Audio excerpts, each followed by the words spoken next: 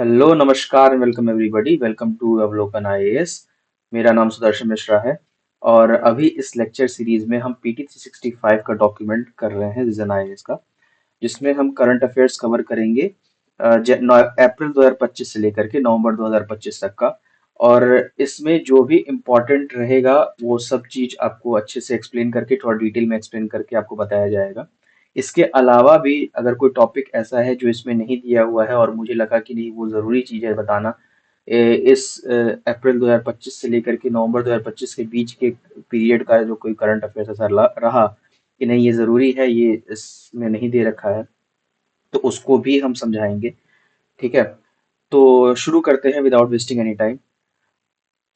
हमने जहाँ पे लास्ट में छोड़ा था, जिस टॉपिक पे, जीनोम इंडिया प्रोजेक्ट पे, जो हम नेक्स्ट लेक्चर में कवर करने वाले थे, तो यहीं से शुरू करेंगे जीनोम इंडिया प्रोजेक्ट। सबसे पहले ये जानते हैं कि न्यूज़ में क्यों है। ये न्यूज़ में इसलिए है क्योंकि प्रिलिमिनरी फाइंडिंग्स कुछ हैं जीनोम इंडिया प्रोजेक्ट की, जो जर्नल नेचर जेनेटिक्स में पब्लिश हुए हैं, इसलिए ये थोड़ा न्यूज़ में है। अब जीनोम इंडिया प्रोजेक्ट है क्या, इसके बारे में देखते हैं थोड़ा। डिपार्टमेंट ऑफ बायोटेक्नोलॉजी ने 20 इंस्टीट्यूशंस के कोलैबोरेशंस के साथ इसको इनिशिएट किया है to map India's genetic diversity. ठीक है, इसका ऑब्जेक्टिव क्या है? इसका ऑब्जेक्टिव है कि comprehensive catalogue of genetic variations को बिल्ड करना जो कि इंडियन पॉपुलेशन की यूनिक डाइवर्सिटी को रिफ्लेक्ट करे। इसका डेटा कहाँ स्टोर होगा? इसका डेटा स्टोर होगा biological data centre at Faridabad Haryana. ठीक है, Indian IBDC, Indian biological data centre. Uh, उसके बाद में इसमें आपको याद रखने की और समझने की जरूरी इसमें क्या है, जीनोम इंडिया प्रोजेक्ट क्या है। ठीक है, ये किस डिपार्टमेंट ने इनिशिएट किया है और ये इसका ऑब्जेक्टिव क्या है, ये आपको याद रखने की जरूरत है। इस पे सवाल पूछा सकता है, ऑब्जेक्टिव के पे सवाल पूछ सकते हैं। ऑब्जेक्टिव दे देगा सेंटेंस में, पूछेगा कि विच of the following is correct. Objective normally correct होता ही है। 95% ऑफ द केसेस में ऑब्जेक्टिव जो यूपीएससी ने क्वेश्चन दे के रखा हुआ है वो सही होता है। 5% केसेस में गलत होता है, वो भी आप प्रिडिक्ट कर सकते हो अगर आपने अच्छे से पढ़ा है सारे मिनिस्ट्रीज के फंक्शंस वगैरह सबको, तो उससे थोड़ा अंदाजा लगा सकते हो कि हाँ ये सही है कि गलत है। ठीक है, तो इसीलिए ऑब्जेक्टिव याद रखने की जरूरत है आपको, और 2-3 बार रिवाइज करोगे तो दिमाग में बैठ जाएगा। फिर आईबीडीसी जो है, Indian biological data science centre, ये इंडिया का first national live data repository है और जिसको डिपार्टमेंट ऑफ बायोटेक्नोलॉजी का सपोर्ट मिला हुआ है। ठीक है, कुछ और की इनिशिएटिव्स फॉर जीनोम सीक्वेंसिंग देख लेते हैं क्या क्या है। इंडीजेन प्रोग्राम है, ये council of scientific and industrial research या सीएसआईआर ने इनिशिएट किया हुआ है। फिर one day one genome initiative है, ये डीबीटी के द्वारा, डिपार्टमेंट ऑफ बायोटेक्नोलॉजी। अब मैं डीबीटी ही बोलूंगा, ठीक है, जब मैं डीबीटी बोलूं तो इसको डायरेक्ट बेनिफिट ट्रांसफर ना समझ करके आपको डिपार्टमेंट ऑफ बायोटेक्नोलॉजी समझना है। ठीक है, साइंस एंड टेक के रिगार्डिंग। फिर नेक्स्ट इनका की इनिशिएटिव है ह्यूमन जीनोम प्रोजेक्ट, जिसमें इंटरनेशनल कोलैबोरेशन हुई थी जो एंटायर ह्यूमन जीनोम के मैपिंग और सीक्वेंस करने के लिए इसको किया गया था। ठीक है, नाम ही से देख सकते हो ह्यूमन जीनोम प्रोजेक्ट है कि ये एंटायर ह्यूमन रेस के लिए है। फिर 1 लाख जीनोम्स प्रोजेक्ट है, इसमें ये इंग्लैंड का वेरी फर्स्ट इनिशिएटिव है फॉर सीक्वेंसिंग 1 लाख जीनोम्स। फिर इंटरनेशनल हैपमैप प्रोजेक्ट है, इसमें क्या है कि इसमें एशियन, अफ्रीकन और यूरोपियन एंसेस्ट्री के ग्रुप्स में मिलियंस वेरिएंट्स का एनालाइज किया जाता है। उनके जो जीनोम है उनके एंसेस्ट्री ग्रुप के को एनालाइज करके उनकी जो जेनेटिक वेरिएशंस है वो सब उसको पढ़ने के लिए, उसको समझने के लिए ये इंटरनेशनल हैपमैप प्रोजेक्ट था। ठीक है, फिर नेक्स्ट हम आते हैं रिलेटेड, इससे रिलेटेड न्यूज़ और डेवलपमेंट्स पे। जीन ड्राइव टेक्नोलॉजी क्या है? जीन ड्राइव टेक्नोलॉजी एक ऐसी टेक्नोलॉजी है जो इंसेक्ट्स को vector borne diseases, vector borne मतलब जो कोई इंसेक्ट वगैरह जो कैरी करते हैं वो, उनको वेक्टर्स कहा जाता है, जैसे मॉस्किटोज, फ्लाइज वगैरह ऐसे वेक्टर्स होते हैं। ठीक है, तो वो वेक्टर बॉर्न डिजीजेस और पेस्ट स्प्रेड करने से स्टॉप कर सकता है। और ये पेस्ट और ये वेक्टर जो नॉर्मली प्लांट्स को अटैक करते हैं, ठीक है, तो उनको स्टॉप करने के लिए टेक्नोलॉजी जो इस्तेमाल की गई है वो जीन ड्राइव टेक्नोलॉजी। ठीक है, अब जीन ड्राइव टेक्नोलॉजी के बारे में थोड़ा देखते हैं। ये एक तरह की जेनेटिक इंजीनियरिंग टेक्निक है जो जीन्स को मॉडिफाई करके मेंडेलियन इनहेरिटेंस को अल्टर करता है। मेंडेलियन इनहेरिटेंस क्या होती है, इसको मैं छोटे में बता दे रहा हूँ। तो मेंडेलियन इनहेरिटेंस का मतलब होता है कि जैसे ट्रेड्स होते हैं ना कुछ, जैसे हाइट हुआ, कलर हुआ, ब्लड ग्रुप हुआ, इसका पेरेंट से ऑफस्प्रिंग तक ट्रांसफर होना किसी फिक्स जेनेटिक रूल्स के अकॉर्डिंग। और ये जो मेंडेलियन इनहेरिटेंस का कॉन्सेप्ट है, इसको ग्रेगर जॉन मंडल ने दिया था।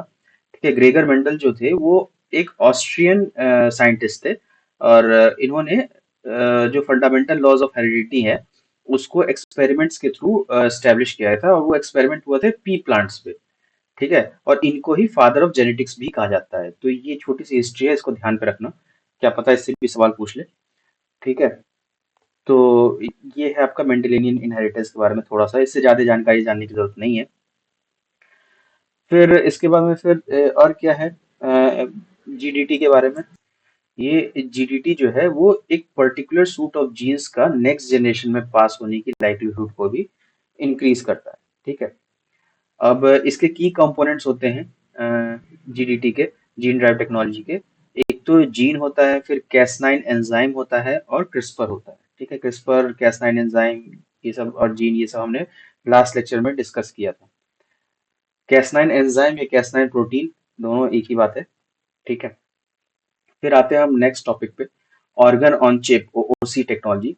ऑर्गन ऑन अ चिप जो है ये ड्रग डेवलपमेंट को ट्रांसफॉर्म कर सकता है, इसलिए ये थोड़ा न्यूज में है। अब ऑर्गन ऑन अ चिप क्या है? ये एक माइक्रो स्केल सिस्टम है जो ह्यूमन बॉडी की एनवायरनमेंट को मिमिक करने के लिए इसका इस्तेमाल होता है। ठीक है, और ये human relevant 3D culture model है।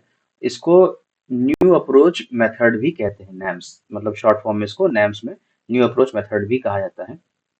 और ये 3D सिस्टम क्या करता है? ये 3D कल्चर सिस्टम रिसर्चर्स को रिक्रिएट करने में हेल्प करता है, ह्यूमन ऑर्गन्स या कोई और डिजीजेस।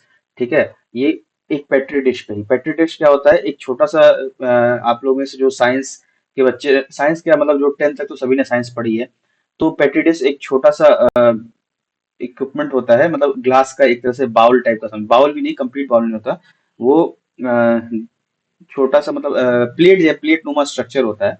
ठीक है, उसमें ग्रो करने को अलाउ करता है। ठीक है, अब इसका मैकेनिज्म क्या है? इसमें मैकेनिज्म में सेल्स को चिप पर प्लेस प्लेस करके 3D स्ट्रक्चर्स में ग्रो करने दिया जाता है विथ पॉलीमर। ठीक है, जिससे ह्यूमन बॉडी में रियल टिश्यू, जो ह्यूमन बॉडी में रियल टिश्यू है उसको रिजेंबल करता है। ठीक है, अब इसका बेनिफिट क्या है? ये बेनिफिट इसका है कि ये ह्यूमन रेलिवेंट है।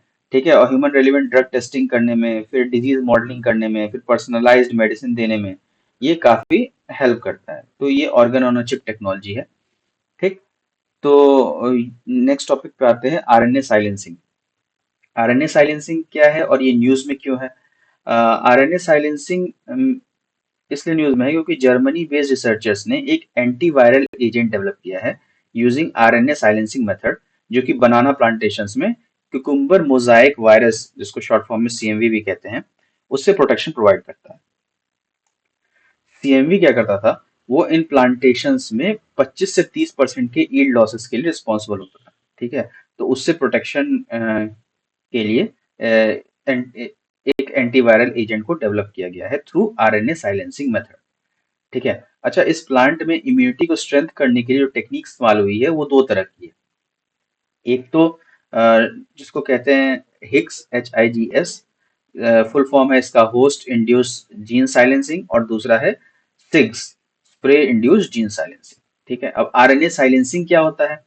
आरएनए साइलेंसिंग एक जीन रेगुलेशन मैकेनिज्म है जो जीन एक्सप्रेशन को रिड्यूस करता है, आइदर ट्रांसक्रिप्शन सप्रेस करने करके, जिसको ट्रांसक्रिप्शनल जीन साइलेंसिंग TGS भी कहते हैं, या किसी स्पेसिफिक आरएनए को डिग्रेड करके। और डिग्रेड कब करके? ट्रांसक्रिप्शन के बाद, यानी इसको कहते हैं पोस्ट ट्रांसक्रिप्शनल जीन साइलेंसिंग। ठीक है, PTGS। और या फिर आरएनए इंटरफेरेंस, RNAi। ठीक है, RNAi, sorry, not RNAi, RNAi। तो ये दो मेथड्स हैं। ठीक है, आरएनए साइलेंसिंग के।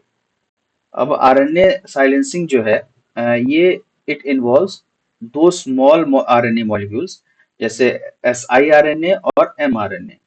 ठीक है, जो मैसेंजर आरएनए mRNA को बाइंड कर सकते हैं। और जब ये स्मॉल आरएनए एमआरएनए से बाइंड करते हैं तब दो चीजें होती हैं। सब एक तो या तो एमआरएनए डिस्ट्रॉय हो जाता है ताकि कि प्रोटीन बने ही नहीं, और दूसरा ये होता है कि एमआरएनए को ब्लॉक कर देते हैं। और ब्लॉक किससे करते हैं?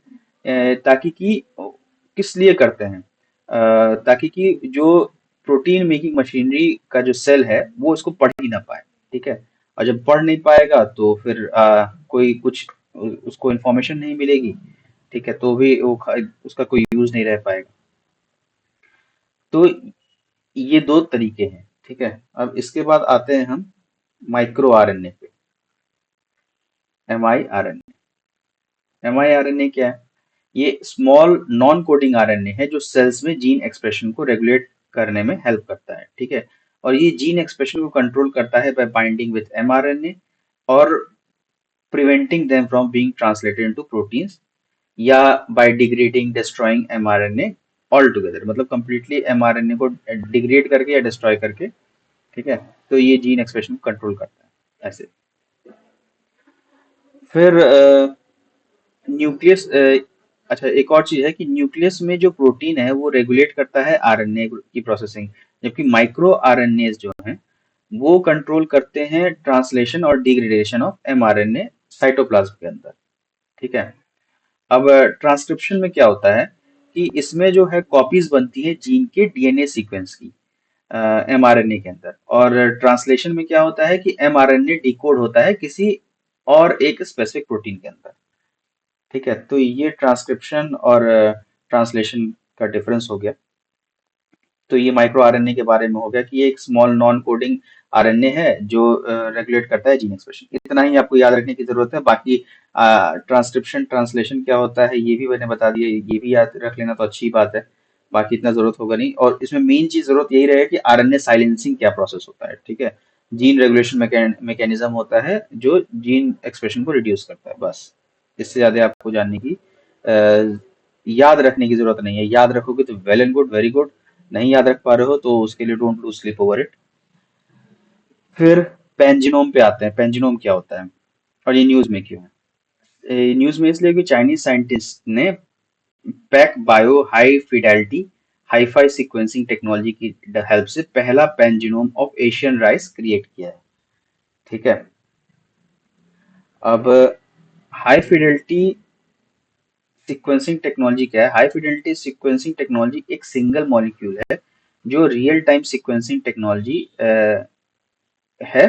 ठीक है। जो incredible single read accuracy provide करता है अक्रॉस लॉन्ग रीड्स। और ये एक तरह का एक लॉन्ग रीड सीक्वेंसिंग मेथड है, जीनोम सीक्वेंसिंग मेथड का। ठीक है। अब पैन जीनोम क्या है? पैन जीनोम सेम स्पीसीज के कई सारे इंडिविजुअल्स का जीनोम सीक्वेंसिंग का कलेक्शन को पैन जीनोम कहते हैं। जैसे ह्यूमन स्पीसीज हैं, तो ह्यूमन की स्पीसीज एशियन स्पीसीज एक तरह की हैं, साउथ एशियन स्पीसीज एक तरह की हैं। ठीक है। और या फिर प्लांट्स में ही, एनिमल्स में ही लेके चलें तो एनिमल्स में कैट की स्पीसीज एक है। कैट के अंदर भी आपके क्या कहते हैं, लायन की स्पीसीज अलग है, टाइगर की स्पीसीज अलग है कैट फैमिली में। फिर लेपर्ड्स की स्पीसीज अलग है। ठीक है। फिर क्लाउडेड लेपर्ड्स की स्पीसीज अलग है। तो एक तरह की स्पीसीज के जब कई सारे इंडिविजुअल्स का जीनोम सीक्वेंसिंग का कलेक्शन होता है तो उसको पैन जीनोम कहते हैं। ठीक है। ये इंपॉर्टेंट है ये टर्म, तो ये याद रखना। पैन जीनोम पूछ सकता है, which of the following refers to pan genome. एक क्वेश्चन दे देगा, चार टू स्टेटमेंट दे देगा, तो उसमें आपको पता करना पड़ेगा। जरूरी नहीं है एशियन राइस के बारे के का दिया है तो राइस का ही पूछेगा। पैन जीनोम एक नॉर्मल टर्म है तो उसको याद रख, उसको ध्यान पे रखना जरूरी है। अच्छा। अब पैन जीनोम का की एप्लीकेशन क्या क्या है? एक तो सबसे पहला एग्रीकल्चर में यूज होता है। ठीक है। इसमें डिजीज टॉलरेंस के लिए नए ट्रेड्स इंट्रोड्यूस करने में ये हेल्प करता है, as well as climatic shocks के अगेंस्ट जो रेजिलियंस होता है प्लांट्स के अंदर, उसको भी डेवलप करने में ये हेल्प करता है। फिर प्रिसीजन मेडिसिन डेवलप करने में हेल्प करता है ह्यूमंस के अंदर, कि कोई पॉपुलेशन स्पेसिफिक अगर जेनेटिक मार्कर्स है तो उसको आइडेंटिफाई करके उस चीज को हटाने में हेल्प करता है। ठीक है। और एक प्रोजेक्ट भी है ह्यूमन पैनजीनोम प्रोजेक्ट करके। तो ये एक एग्जांपल हो गया आपको प्रिसीजन मेडिसिन में जो पैनजीनोम का इस्तेमाल होता है। ठीक है। फिर नेक्स्ट टॉपिक है आपका शुक्र जीन। शुक्र जैसा कि नाम से ही लग रहा है, शुक्राणु आपने सुना होगा, उससे रिलेट कर सकते हो। शुक्राणु से यानी स्पर्म्स से, उसी से रिलेटेड है ये शुक्र जीन। ठीक है।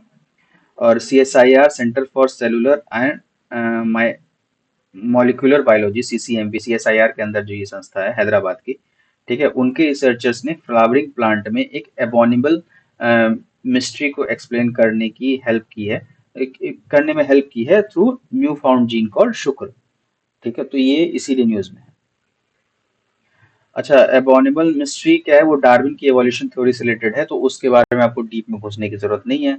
बस इतना समझो कि CSIR के अंदर जो CCMB होता है, ठीक है, उनको उनके कुछ रिसर्चर्स ने वो कोई एबोनिबल मिस्ट्री है प्लांट के अंदर, उसको एक्सप्लेन किया है through this new found gene called शुक्र। ठीक है, तो इसलिए शुक्र न्यूज में है। और शुक्र एक तरह का जीन है। ठीक है, तो उसके बाद फिर क्या कहते हैं, अबाउट शुक्र जीन के बारे में देखते हैं। ये एफ बॉक्स जीन का ग्रुप कंट्रोल करता है, और एफ बॉक्स जीन क्या करता है, ये जो हेल्दी पॉलन डेवलप करने में जो प्रोटीन्स इन्वॉल्व होते हैं उनको मैनेज करता है ये। ठीक है, शुक्र और इसके एफ बॉक्स जीन्स जल्दी इवॉल्व होते हैं, और ये इसलिए ये डार्विन की एबोनिमल मिस्ट्री को एक्सप्लेन करने में फ्लावरिंग प्लांट के अंदर ये काफी हेल्प करते हैं। ठीक है, फिर नेक्स्ट आता है DNA प्रोफाइलिंग। ये न्यूज में इसलिए था क्योंकि अभी जो रेड फोर्ट का ब्लास्ट हुआ था पिछले साल, तो उसमें सस्पेक्ट्स और विक्टिम्स की बॉडी को आइडेंटिफाई करने के लिए DNA आइडेंटिफिकेशन प्रोफाइलिंग का यूज हुआ था। ठीक है, तो ये बस इसीलिए यहाँ पे दिया हुआ है। तो इसमें आपको समझने वाली बात है, DNA प्रोफाइलिंग क्या होती है। DNA प्रोफाइलिंग ये एक टेक्निक है इंडिविजुअल्स को आइडेंटिफाई करने के लिए by analysing unique patterns in their DNA। ठीक, variability between individuals and several non coding regions of DNA पर बेस्ड है ये। इसको जिसको VNTRs यानी variable number of tandem repeats भी कहते हैं। कुछ की मेथड्स हैं DNA प्रोफाइलिंग के। एक तो सबसे पहला मेथड है शॉर्ट टैंडम रिपीट STR, जिसको न्यूक्लियस में short repeating DNA sequence examine करता है, जिसमें न्यूक्लियस में जो है शॉर्ट रिपीटिंग DNA सीक्वेंस है उसमें एग्जामिन किया जाता है। फिर दूसरा है माइटोकॉन्ड्रियल DNA, mtDNA, उसमें यूज होता है अगर न्यूक्लियर DNA डिग्रेडेड है तो। फिर वाई क्रोमोसोम्स अगला मेथड है, इसमें शॉर्ट टेंडम रिपीट पर फोकस किया जाता है, वाई क्रोमोसोम्स पर। ठीक है, और ये वाई क्रोमोसोम्स जो होती हैं वो एक सन को फादर से मिलती हैं। ठीक है, जैसे कि हम सब जानते हैं कि 23 पेयर्स ऑफ क्रोमोसोम्स होते हैं, 22 पेयर्स एक्स एक्स क्रोमोसोम के होते हैं, और जो 23rd पेयर होता है, लड़कों के अंदर XY होता है और लड़कियों के अंदर XX होता है। ठीक है, तो वही वाई क्रोमोसोम जो है वो फादर से इनहेरिट होता है बेटे को ही। ठीक है, तो और मेल विक्टिम्स को इससे आइडेंटिफाई किया जाता है by matching paternal male relatives. ठीक है, फिर चौथा जो आपका मेथड है वो सिंगल न्यूक्लियोटाइड पॉलीमॉर्फिज्म का है, जिसको SNPs शॉर्ट में कहते हैं। SNPs जो हैं आपके सिंगल बेस डिफरेंसेस होते हैं which are unique to individuals, और हर इंसान का वो एक के लिए वो यूनिक होता है, एक इंसान का दूसरे इंसान से उसमें कोई सिमिलैरिटी या वैसा नहीं रहता है, वो यूनिक रहता है। जैसे फिंगरप्रिंट हर का एक यूनिक होता है ना, वैसा ही। और ये जो है पर्सनल आइटम टूथब्रश वगैरह से मैच किया जाता है। ठीक है, तो ये 4 टेक्निक है DNA प्रोफाइलिंग के। इसके बाद जो नेक्स्ट टॉपिक आता है जंपिंग जीन्स का, ये लास्ट ईयर के करंट अफेयर्स में भी था। तो जिन्होंने लास्ट ईयर का PT 365 देखा होगा, अगर वो फिर से देख रहे हैं तो उनको याद आ रहा होगा जंपिंग जीन्स। जंपिंग जीन्स क्या है ये, और ये न्यूज में क्यों है? क्योंकि एक न्यू स्टडी रिवील करता है कि लाइन 1 एक जंपिंग जीन सेलुलर DNA से बाइंड होता है, और सेल डिवीजन के ब्रीफ पीरियड्स के दौरान ये बाइंड होता है। ठीक है, तो इसलिए न्यूज में है। और न्यूज में ये इसलिए भी है क्योंकि रिसेंटली ICAR ने transposon associated protein based genome editing technology का पेटेंट किया है, इसलिए भी ये न्यूज में है। तो जंपिंग, इसमें आपको ये सब पूरा नाम रट्टा मारने की जरूरत नहीं है, बस ये ध्यान रखने की जरूरत है कि जंपिंग जीन्स क्या है। ठीक है, ये ट्रांसपोजेबल एलिमेंट्स है, भी इसको जंपिंग जीन को ट्रांसपोजेबल एलिमेंट्स भी कहते हैं। तो जंपिंग जीन्स क्या होते हैं कि ये DNA सीक्वेंस होते हैं जो जीनोम पर एक लोकेशन से दूसरी लोकेशन पर मूव करते हैं, और इस तरह ही ये जीन्स का एक्सप्रेशन अफेक्ट करते हैं। ठीक है, और इनकी कैपेबिलिटी क्या होती है कि फिजिकली खुद से कटिंग और पेस्टिंग कर सकते हैं, या फिर खुद को कॉपी करने की भी कैपेसिटी इसके अंदर होती है किसी नए दूसरे लोकेशन पे। और इस प्रोसेस में ये म्यूटेशंस और इंक्रीज या फिर डिक्रीज भी करते हैं DNA के अमाउंट्स को इन सेल जीनोम, और ये साथ ह्यूमंस में 50% से ज्यादा जीनोम ट्रांसपोजेबल एलिमेंट से कंपोज होते हैं। ठीक है, तो इतना ही है। जंपिंग जीन्स, आपको बस इतना ध्यान रखना है कि डीएनए सीक्वेंस होते हैं जो एक लोकेशन से दूसरे लोकेशन पे दौड़ भाग सकते हैं, जैसे नाम ही जंपिंग है। और दौड़ भाग मतलब असली वाला वैसा दौड़ भाग नहीं, सेल्स के अंदर की बात है ये। ठीक है, और ये जीन के एक्सप्रेशन को अफेक्ट कर सकते हैं, इसी तरह अफेक्ट करते हैं।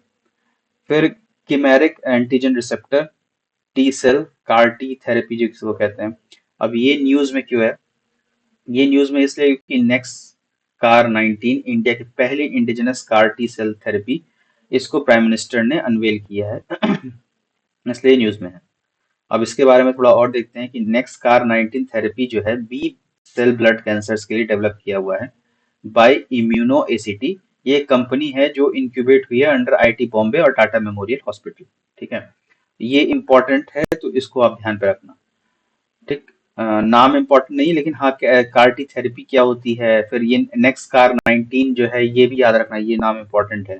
ये आपके अगर आप स्टेट पीसीएस वगैरह दे रहे होगे तो उसमें पूछ सकता है। यूपीएससी में भी पूछने के चांसेस हैं इसके, ऐसा नहीं है कि बिल्कुल ही नहीं चांसेस हैं। ठीक है, तो हाँ, उसका फिर ये जो नेक्स्ट कार थेरेपी है बी सेल ब्लड कैंसर के लिए, इसको सपोर्ट किया गया था बाय डिपार्टमेंट ऑफ बायोटेक्नोलॉजी और बिरैक के द्वारा। बिरैक का full form biotechnology industry research and assistant council. अच्छा, बिरैक काफी इंपॉर्टेंट बॉडी है, इसके बारे में आप लोग नेट पे जाकर के पढ़ लेना। और यूपीएससी में अगर आप प्रीवियस ईयर क्वेश्चन देखोगे तो इस बिरैक पे इनडायरेक्टली, डायरेक्टली तो सवाल नहीं आया, लेकिन इनडायरेक्टली स्टेटमेंट के फॉर्म में 2-3 बार क्वेश्चन पूछा जा चुका है। तो इसी से आप 2-3 बार से ज्यादा ही, मैं तो 2-3 बार कम बता रहा हूँ। इसी से आप अंदाजा लगा सकते हो कि ये कितनी इंपॉर्टेंट बॉडी है। ठीक है, डायरेक्ट सवाल नहीं आया, लेकिन फिर भी आप एक बार पढ़ लोगे तो ये फ्री के 2 नंबर हैं, अगर जानकारी रहेगी इसके बारे में तो। फिर आते हैं नेक्स्ट, ये अच्छा, ये जो है किमेरिक एंटीजन रिसेप्टर कार्टी थेरेपी है क्या, इसके बारे में एक बार देख लेते हैं। इसमें क्या होता है कि पेशेंट के टी सेल्स ब्लड से कलेक्ट किए जाते हैं और लेबोरेटरी में जेनेटिकली मॉडिफाई कर दिए जाते हैं। और स्पेशल रिसेप्टर कॉल्ड कार, जिसको मतलब chimeric antigen receptor T cells में ऐड किया जाता है, और which is there by enabling them to recognise और कैंसर सेल को अटैक करने में इफेक्टिवली हेल्प खुद मिलती है उससे। ठीक है, और इसे लिविंग ड्रग कंसिडर किया जाता है। अब एक बार वर्किंग देख लेते हैं कार्ड सेल थेरेपी की। देखो, सबसे पहले क्या होता है कि ब्लड जो है पेशेंट से हट निकाला जाता है थोड़ा सा। ठीक है, फिर उससे एक कार टी सेल्स लैब में बनाए जाते हैं, उसमें जीन फिर इंसर्ट किया जाता है, कार जीन्स। ठीक है, टी सेल्स के अंदर। फिर ये इसको कार टी सेल्स को मिलियंस में ग्रो किया जाता है पेट्री डिश में। देखो, ऐसी ही होती है पेट्री डिश। ठीक है, इसमें मिलियंस में ग्रो करके फिर इसको इन्फ्यूज करते हैं कार्टी सेल्स को पेशेंट के अंदर। ठीक है, फिर ये कार्टी सेल जब पेशेंट के अंदर जाता है तो क्या करता है, ये कार्टी सेल जाता है कैंसर सेल पे बाइंड होता है, और बाइंड होकर के फिर उन्हें मार डालता है। ठीक है, तो ऐसे इसका ये वर्किंग है। अब इसका एडवांटेजेस क्या है कार्टी सेल्स के? देखो, एक तो सबसे पहला एडवांटेज है लॉन्ग टर्म रेमिशन का। लॉन्ग टर्म रेमिशन मतलब कार्टी थेरेपी जो है कैंसर को लॉन्ग पीरियड्स तक दूर रख सकती है। और इससे क्या होता है कि ट्रीटमेंट साइकिल्स कम हो जाती हैं और पेशेंट को बार बार पेनफुल प्रोसेस ऑफ ट्रीटमेंट से नहीं गुजरना पड़ता, क्योंकि कैंसर का जो ट्रीटमेंट प्रोसेस होता है वो बहुत ही पेनफुल होता है पेशेंट्स के लिए। तो इसीलिए उस प्रोसेस से कम गुजरना पड़े, तो ये एडवांटेज है कार्टी थेरेपी का। फिर दूसरा है पर्सनलाइज ट्रीटमेंट होता है, क्योंकि पेशेंट के अंदर से ही ये खून लिया जाता है, पेशेंट के अंदर से ही सब्सटेंस लिया जाता है यहाँ पे। तो उस पेशेंट का ये पर्सनलाइज्ड ट्रीटमेंट हो जाता है। ठीक है, तो ऐसा भी नहीं है कि मिसमैच होने का कोई चांसेस रहे। ठीक है, फिर तीसरा इम्पोर्टेंट एडवांटेज है इसका कि ये इसका जो ड्यूरेशन होता है वो बहुत शॉर्ट टर्म होता है, बहुत लंबा टाइम तक इसका वो नहीं चलता है इलाज। 45 दिन ही लेता है एंटायर प्रोसेस कंप्लीट होने में। तो बाकी जो टफ प्रोसेसेस हैं, बड़े प्रोसेसेस हैं, उन उनसे काफी ये बढ़िया है कि कम समय में हो जाता है। फिर कुछ इसके चैलेंजेस भी हैं।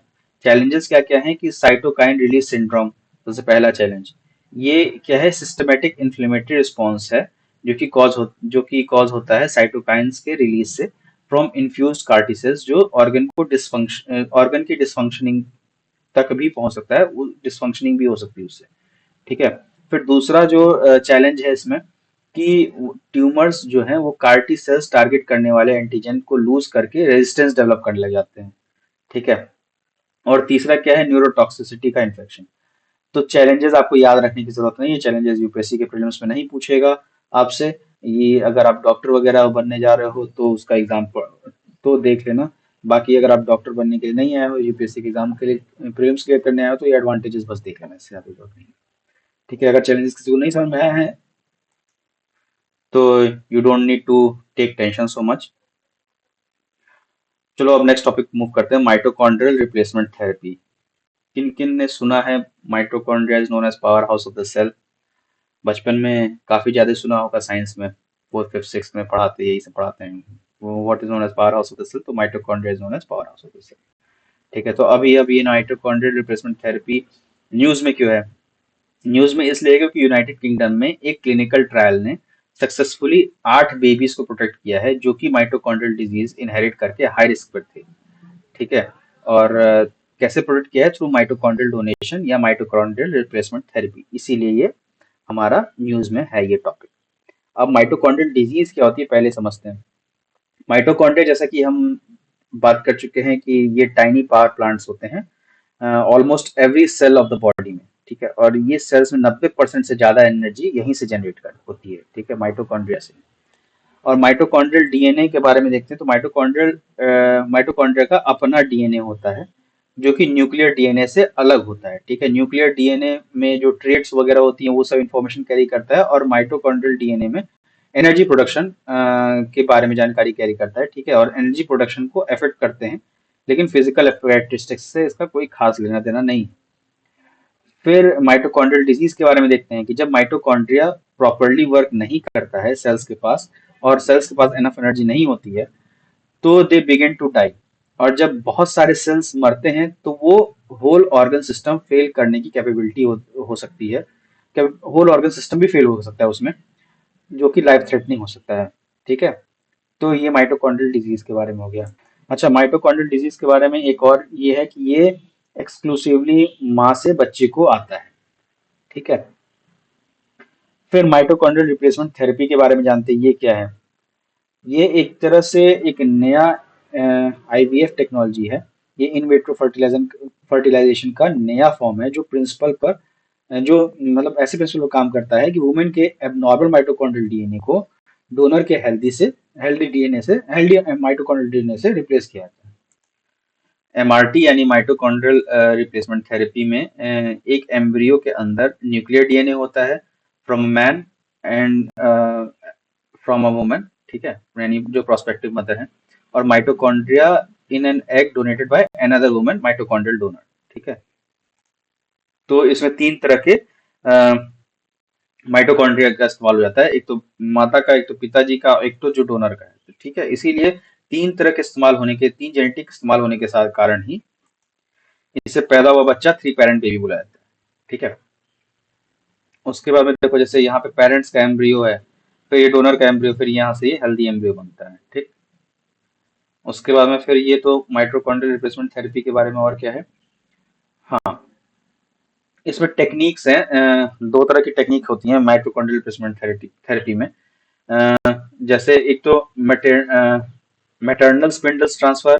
ठीक है, और दूसरा है प्रो न्यूक्लियर ट्रांसफर। ठीक है, पीएनटी। और पीएनटी जो है फर्टिलाइजेशन के बाद की जाती है, जबकि मैटरनल स्पिंडल्स ट्रांसफर फर्टिलाइजेशन से पहले। फर्टिलाइजेशन किसका? एग का फर्टिलाइजेशन। ठीक है, क्योंकि एग का फर्टिलाइजेशन के बाद ही फिर जाइगोट बनने और बच्चे के फर्दर बनने के प्रोसेस शुरू होता है। ठीक है, इसके बाद फिर आते हैं नेक्स्ट टॉपिक पे, स्टेम सेल्स। ये न्यूज में क्यों है? क्योंकि रिसेंटली एक स्टडी में डिस्कवर किया गया है कि एडिपोज टिश्यू कौन सी होती है? बॉडी के फैट की टिश्यू। ठीक है, उससे एक्सट्रैक्टेड जो स्टेम सेल्स हैं वो ह्यूमन में ऑस्टियोपोरोसिस रिलेटेड फ्रैक्चर्स हीलिंग करने में हेल्प करते हैं। ऑस्टियोपोरोसिस क्या है? ऑस्टियोपोरोसिस एक बीमारी है जो हड्डियों को बहुत ही कमजोर और फ्रेजाइल बना देती है। फ्रेजाइल मतलब जो आसानी से टूट जाता है। ठीक है, अब स्टेम सेल्स के बारे में जानते हैं, स्टेम सेल्स क्या है? स्टेम सेल्स ये एक अनस्पेशलाइज्ड सेल्स होते हैं जो खुद से रिन्यू कर सकते हैं, इंडेफिनेटली रिन्यू कर सकते हैं। ठीक है, और ये जो है ये डिफरेंशिएट करते हैं into more mature cells with specialised functions. और ह्यूमंस में इनर सेल जो है मास ऑफ अर्ली एम्ब्रियो में आइडेंटिफाई किए गए हैं, जैसे फीटस हुआ, एम्बिलिकल कॉर्ड हुआ, प्लेसेंटा हुआ, इन प्लेसेंटा के टिश्यू कुछ टिश्यूज में, ठीक है, और सेवरल एडल्ट ऑर्गन्स में भी। अब इसके कुछ की टाइप्स भी हैं। अ, एक तो प्लूरिपोटेंट स्टेम सेल्स। ठीक, प्लूरिपोटेंट स्टेम सेल्स में एम्ब्रियोनिक स्टेम सेल्स और induced pluripotent cells stem cells होते हैं। और दूसरा है दूसरा टाइप है non embryonic somatic adult stem cells. ठीक है। तो मोटा मोटी आप इसमें ये समझो कि जो प्लूरिपोटेंट स्टेम सेल्स होते हैं इसकी एबिलिटी होती है कि वो हर cell of the adult body में अपने आप को ढाल सकते हैं, अपने आप को बना सकते हैं। ठीक है। और जो एडल्ट स्टेम सेल्स होते हैं वो अनडिफरेंशिएटेड स्टेम सेल्स होते हैं, जो कि किसी टिश्यू या ऑर्गन में ही पाए जाते हैं, और उनकी कैपेसिटी इतनी होती है कि वो उस टिश्यू या ऑर्गन के तौर पे ही वो अपने आप को बना सकते हैं, अपने आप को ढाल सकते हैं। ठीक है। तो ये एडल्ट स्टेम सेल्स हो गए, और ये प्लूरिपोटेंट आपके स्टेम सेल्स का डिफरेंशिएशन हो गया दो। ठीक है। प्लूरिपोटेंट स्टेम सेल्स जो है वो दो तरह के हैं। एक एम्ब्रियोनिक स्टेम सेल्स ESC, ये एम्ब्रियो में पाए जाते हैं। ठीक है। 3 से 5 दिन के बाद पोस्ट फर्टिलाइजेशन और प्रायर टू इम्प्लीमेंटेशन। और इसके अंदर इनर सेल मास होता है जो which is capable of generating all specialised tissues of the human body. फिर दूसरा तरह का होता है इसमें प्लूरिपोटेंट में इंड्यूस्ड प्लूरिपोटेंट स्टेम सेल्स, जिसको IPSCs भी कहते हैं। ये एम्ब्रियोनिक जीन्स को इंट्रोड्यूस करके क्रिएट किए जाते हैं थ्रू सोमैटिक सेल प्रोसेस। ठीक है। जैसे स्किन सेल्स वगैरह हुए वो इंड्यूस्ड प्लूरिपोटेंट स्टेम सेल्स ही होते हैं। और वो वापस अपने स्टेम सेल्स लाइक स्टेट में रिवर्ट बैक करने की कैपेसिटी उनकी होती है। एडल्ट स्टेम सेल्स, जैसे कि मैंने अभी आपको थोड़ी देर पहले बता दिया था कि ये अनडिफरेंशिएटेड सेल्स हैं जो कि टिश्यू या ऑर्गन में पाए जाते हैं, और डिफरेंशिएट कर सकते हैं किसी पर्टिकुलर स्पेसिफिक ऑर्गन के लिए ही। वो पूरी हर तरह में नहीं ढालने की कैपेसिटी होती है उनकी। ठीक है। अब इससे रिलेटेड न्यूज़ क्या है? इससे रिलेटेड न्यूज़ ये है कि animal stem cell bio bank inaugurate हुआ है। और कहाँ इनॉग्रेट हुआ है? ये इंडिया का first state of the art animal stem cell bio bank है ये। और ये national institute of animal biotechnology Hyderabad में हुआ है, क्या बना, इनॉग्रेट हुआ है। अब national animal stem cell bio bank या animal stem cell bio bank के बारे में जानते हैं। इसके कुछ की फीचर्स। ये स्टेम सेल का जो स्ट्रक्चर है, स्टेम सेल का जो कल्चर यूनिट है, 3D bio printer, bacterial culture lab, cryostage etcetera, इन सब, ये सब इसके की फीचर्स हैं। ठीक है। फिर इसका सिग्निफिकेंस क्या है? इसका सिग्निफिकेंस ये है कि रीजेनरेटिव मेडिसिन और cellular therapies for life stock पर फोकस करना। ठीक है। Disease modelling, tissue engineering etcetera में रिसर्च एडवांस करना, ये सब इसके एडवांस करेगा ये। तो ये सब इसके सिग्निफिकेंस है। ठीक है। और ये सपोर्ट इसको कौन कर रहा है? इसको सपोर्ट कर रहा है national biopharma mission NBM under department of biotechnology BIRAC। ठीक है। और NBM एक इंडस्ट्री एकेडमिया कोलैबोरेटिव मिशन है for accelerating bio pharmaceutical development. ठीक है। तो यहाँ पे हम इस लेक्चर को एंड करते हैं। मिलेंगे नेक्स्ट लेक्चर में। तब तक के लिए आप लोग इसको पूरा पढ़ो। जो ना समझ में आया उसको कमेंट में बताना मुझे। ठीक है। और कल मैंने कमेंट में आपसे कुछ सवाल पूछा था। आई होप आप लोगों ने पता कर लिया होगा। ठीक है। तो यहाँ पे इस लेक्चर को एंड करते हैं। मिलेंगे नेक्स्ट लेक्चर में फिनोम इंडिया नेशनल बायो बैंक के साथ। तब तक के लिए धन्यवाद। जय हिंद।